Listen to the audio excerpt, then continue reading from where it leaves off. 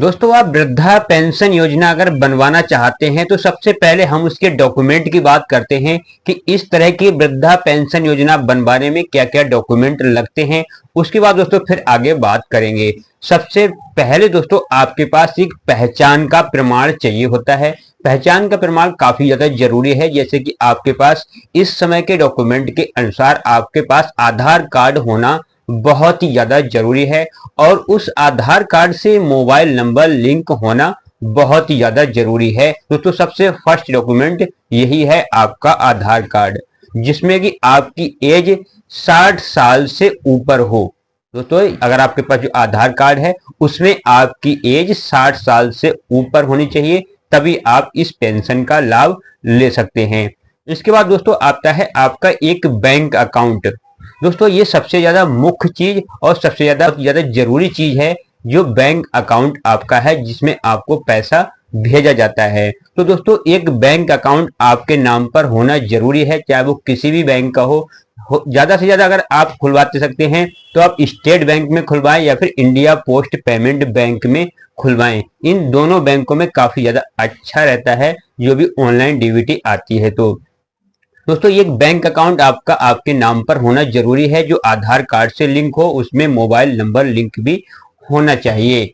इसके बाद दोस्तों आता है आपका इनकम सर्टिफिकेट, आय प्रमाण पत्र।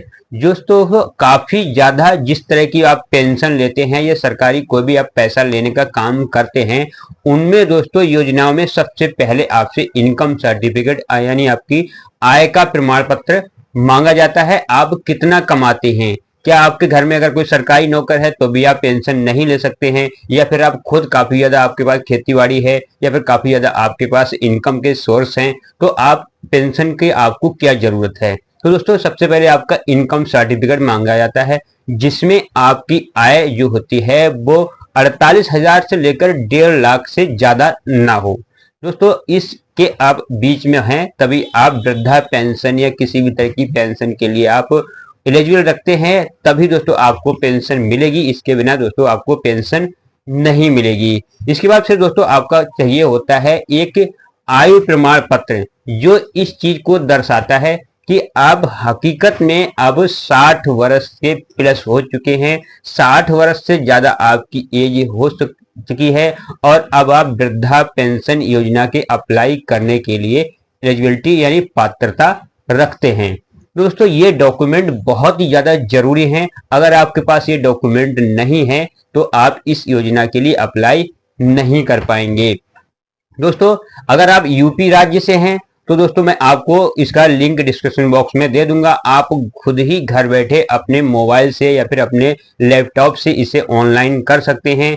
और दोस्तों अगर आप उत्तराखंड से हैं या फिर जो भी जिस भी राज्य से हैं, आप 2-3 राज्यों के मैं दोस्तों इसमें डिस्क्रिप्शन बॉक्स में लिंक दे दूंगा पोर्टल के, वहां जाकर आप खुद ही अपने आप वृद्धा पेंशन, विकलांग पेंशन या विधवा पेंशन जो होती हैं उस पोर्टल पे आप अपने आप ही अप्लाई कर सकते हैं। तो दोस्तों मेरा नाम विपिन कुमार है और मैं अंशिका एजुकेशन चैनल से बिलोंग करता हूं। दोस्तों आज की वीडियो में मैं आपको बताने वाला हूं कि वृद्धा पेंशन योजना के लिए हम कैसे ले सकते हैं और दोस्तों क्या क्या एलिजिबिलिटी उसकी होती है, और दोस्तों जो 4500 रुपए वृद्धा पेंशन योजना मिलती है वो कैसे करके मिलती है, कौन से राज्य में मिलती है, दोस्तों इसका आज पूरा स्पष्ट मैं आपको बताने वाला हूं।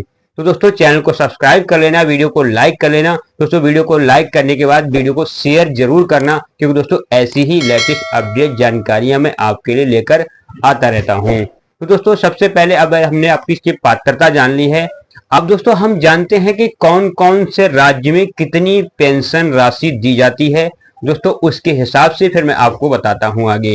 यानी उत्तराखंड राज्य में आंदोलनकारियों के लिए, आश्रितों के लिए प्रति माह 4500 रुपए पेंशन दी जाती है। यानी जो आंदोलनकारी रह चुके हैं या फिर जो बहुत पीछे कोई स्वतंत्रता सेनानी रह चुके हैं, दोस्तों इस तरह के जो 60 वर्ष से ज्यादा एज के लोग हैं तो उन्हें उत्तराखंड में प्रावधान है कि उन्हें 4500 रुपए की पेंशन दी जाती है।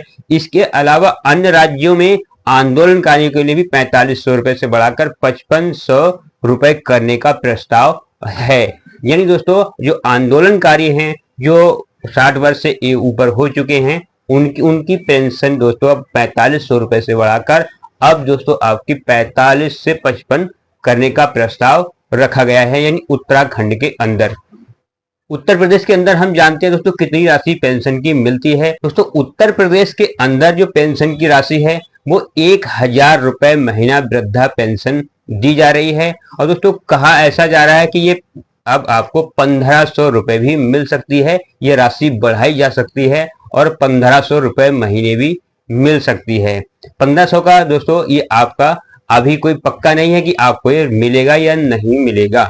इसके बाद दोस्तों अगर आप जानते हैं हरियाणा राज्य में दोस्तों वर्तमान समय में 3,000 रुपए महीने पेंशन दी जाती है, जो वृद्ध हैं, जो 60 साल से प्लस हो चुके हैं, और दोस्तों उनके लिए ये दी जाती है, यानी 3,000 रुपए। दोस्तों अभी तक ऐसा कोई प्रोसेस नहीं है जिसमें 4500 रुपए वृद्धा पेंशन 4500 रुपए महीने दी जाती हो। दोस्तों ये झूठ अफवाह लोग उड़ा देते हैं। काफी लोग दोस्तों हमारे शॉप पर आकर भी जिद करते हैं चीज की कि नहीं वृद्धा पेंशन 4500 रुपए आ रही है, वो वाला हमारा फॉर्म भरिए।